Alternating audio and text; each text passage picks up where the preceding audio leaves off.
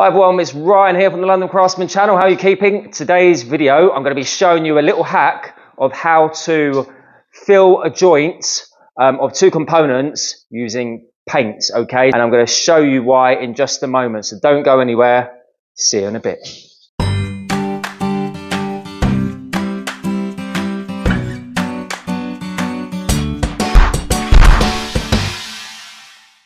Okay, so heading over to the bench.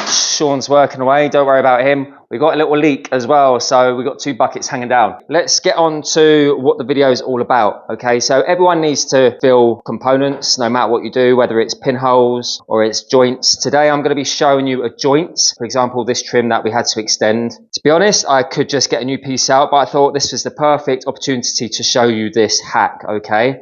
So basically, when you do join two components together, you get a horrible line that no matter how many times you fill that with filler, as you can see I have there, and you sand it back, you could do that 3 times in a row, you'll always get a horrible dip that will show through the paint sheen, okay? So you may not be able to see it once you sprayed it from above, but as soon as you shine some light on it, you look down it, you're going to see that line. Another example is the other day we had to take this door back, okay? So this door, we have got lines on it, okay? Plank effect. So I didn't really want to have to remake this unless I had to. But the problem with this door is that we hinged it on the wrong side. So these hinge holes were all on the wrong side. This was on the left-hand side. It's been fixed at the moment. So what I tried, I put 2-pack in the holes, 2-pack filler. I'm going to leave a little link to the 2-pack at the top. Once I did that, I sanded it back and then I put some ready mix on it. Use ready mix. It's just like a jointing filler. I painted it. I sprayed it.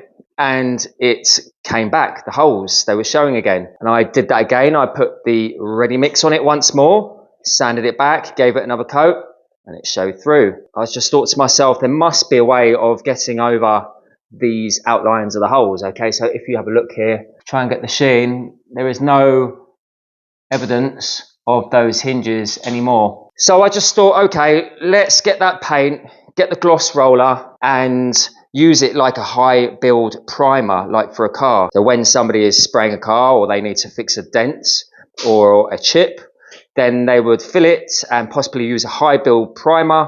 So then when they're rubbing it back, the high build primer acts as like a liquid filler as such, okay? So that is why I'm going to be using paint today, just to show you that. I'm going to sand this back in a moment, and then I'm going to just start applying the layers of paints one at a time, rubbing it down in between coats until we get to the point where it's not showing anymore. Hopefully about 3 coats should do the trick.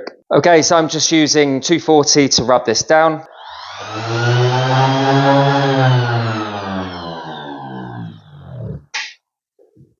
So I'm just going to give that a lick of paint now with the roller, and I can guarantee you that that line will show through. Okay, so let's go ahead and roll that joint. Let's let that dry.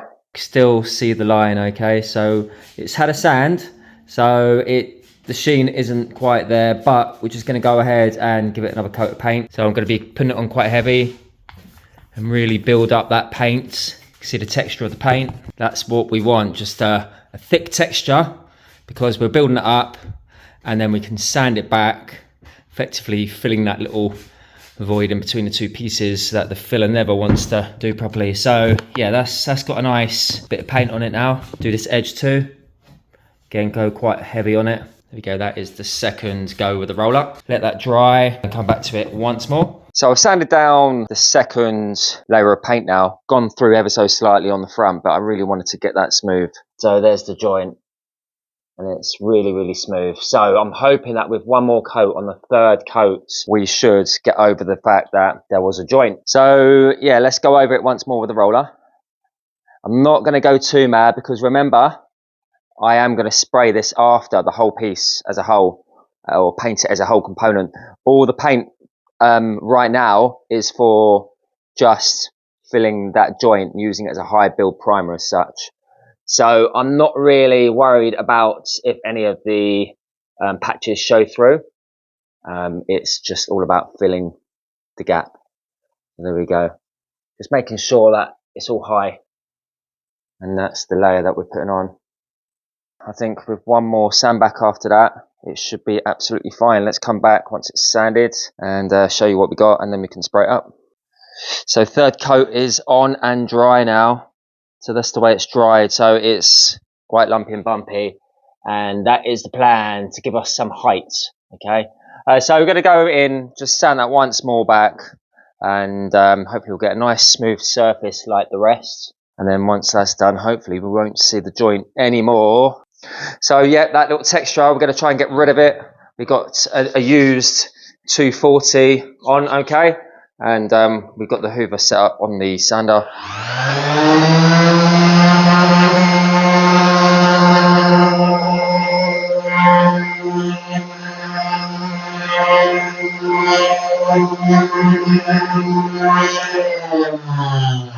We also want to just hit that edge. A few swipes. And I think we're all ready to go. So let's bring that in the spray room because I've got better light. I'll show you the surface and then we'll spray and get those top coats on. You shouldn't see any more joints. And that's the beauty of using paints. I'm using a silk. You can use anything you like. This is what I use to spray, just a white silk paint. You can use any emulsion. I just find it's really tough, this paint. It's really, really tough. And rolling it on, it gives you a thicker layer than just a flat emulsion. Flat emulsions sand off really easy like dust, whereas this doesn't. It really holds its shape, and yeah, it will help you fill those lines or those shapes really nicely. So yeah, I'm going to dust it down and give it a spray. Let's just go over what I'm using. I'm just using a Graco 595. It's an airless sprayer. It's spraying out the finish that I just told you a minute ago, contract silk, because that is the finish of all these components here, and that's the white finish I generally give unless asked to do other finishes. And believe it or not, it's a really tough finish when you spray. So let's see if I can do this one-handed. Sean's busy. Yeah, we're going to try and cover that joint and make it look uniform, okay?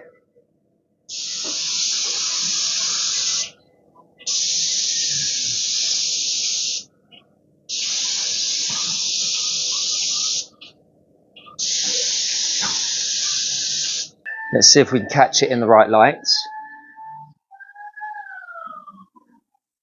So far there is no joint seen.